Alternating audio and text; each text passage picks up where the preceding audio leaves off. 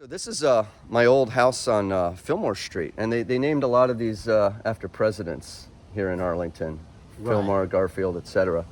And what's Cleveland, interesting, yeah, we started over yeah, in Cleveland, Grover, So, Cleveland. Grover, Cleveland. Yeah, so what's interesting about this house is that it is a Sears Robuck house. We know that. I'll show you the beam inside that I took a picture of going up to a walk-up attic. That actually had a little spiral, semi-spiral staircase.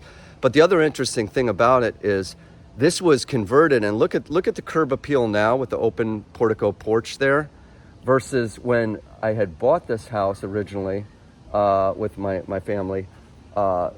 It was closed in, so it looked more or less like a Quonset hut kind of a thing. You know, it had the siding, and of course now they've changed the color from the original white and green, which was sort of also a nod to the community center, which had the white and green downstairs. But if you look at the stairway and some of that, you'll see these same features in other homes because they were basically simulations. You could mirror image them if you wanted, you know, the bathroom on the other side. You could just do a reverse mirror, but that was one of the cool things. Anything else to add? Right. So look at how the kits and the kit houses allowed this sort of design you pointed out with the porch, the veranda, the Yep. columns.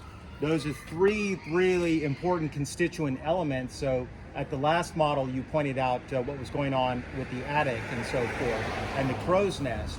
But here, Now you have a fully developed floor, now you've living got a space. fully developed floor, absolutely taking out what used to be the crow's nest.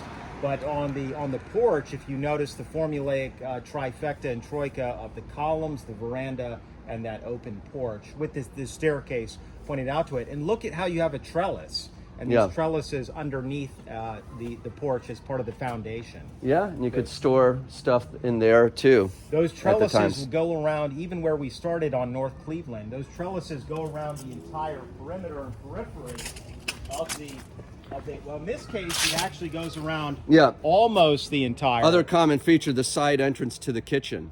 And so people would turn the basement either into a furnished basement, which they've done in this particular case, and we had done that, or in some cases just kept the original basement. So look at how many different points of entry and points of exit you have from the front and the side. Then again, the classic double wing there up at the top. Look at that. So that again, part of that formulaic template and design that you could get within all the kit houses. Classic features. Well, it's been a dose of retro and nostalgia. It's been fun. From 1908 to 1940, that's part of the selection that you had during that time from the catalog.